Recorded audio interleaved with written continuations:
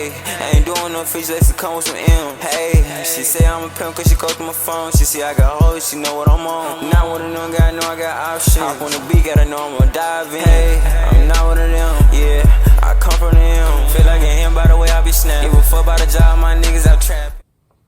What's up, YouTube? What it do, LHF? I'm Keish, and I'm back with another reaction video. Look, today I'm reacting to the podcast with Lebron and JJ Reddick that they did the other day.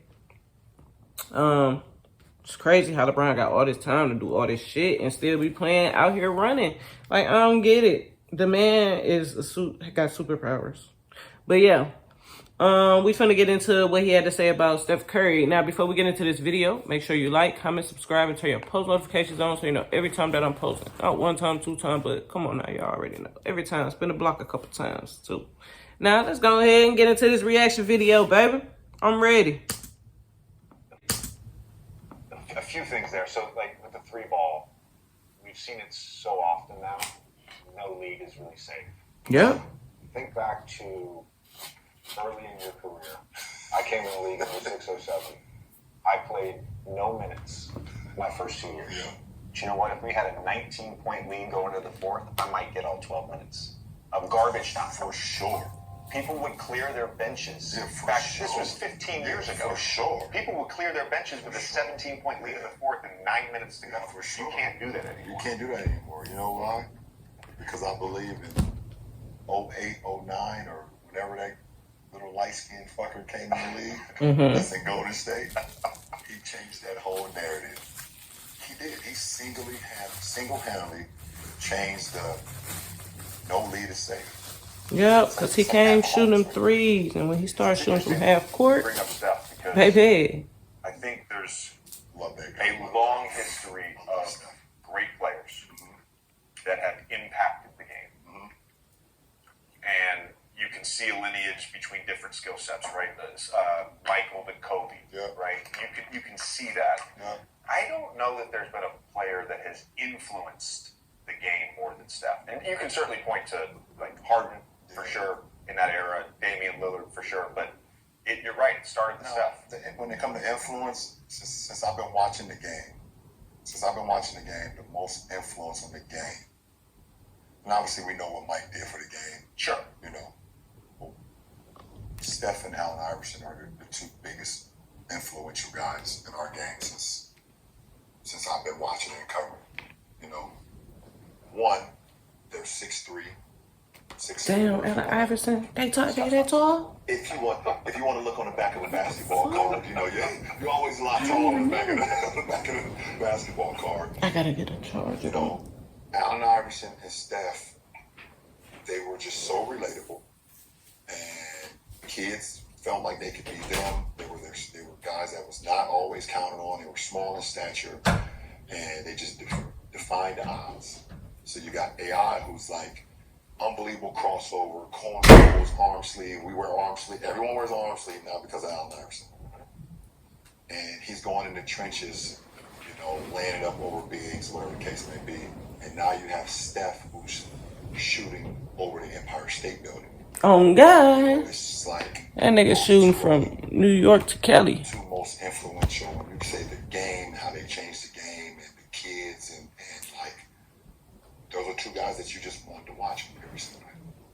I have an arm sleeve. I like how LeBron speak on them. He speak nothing but good vibes. No bullshit. Listen, no bullshit. One of my tattoos is because of Allen Iverson. Like, sure. And Steph, I think he changed, like, the influence with Steph, I think, is like he fundamentally changed how we viewed how the game should be played with the three-point shot.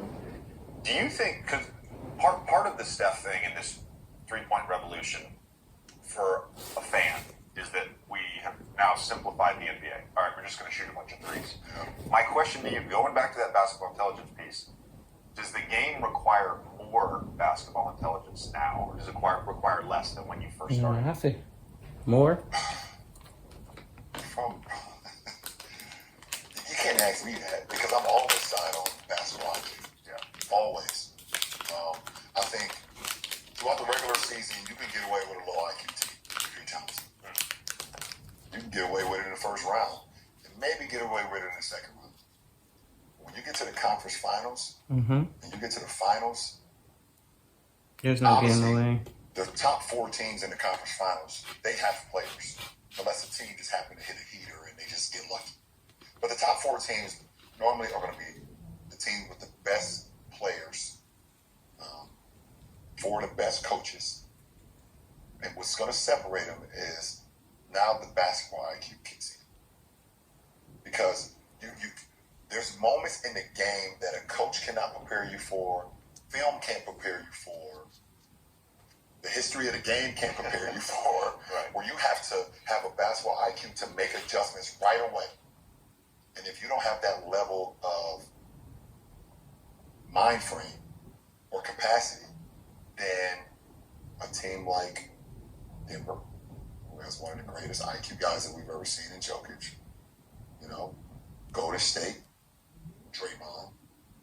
Draymond, Steph, any one of my teams, if I played you in the finals, myself, if I won it in 20, it was myself and Rondo on the floor. So I think that those things help. All right, we go.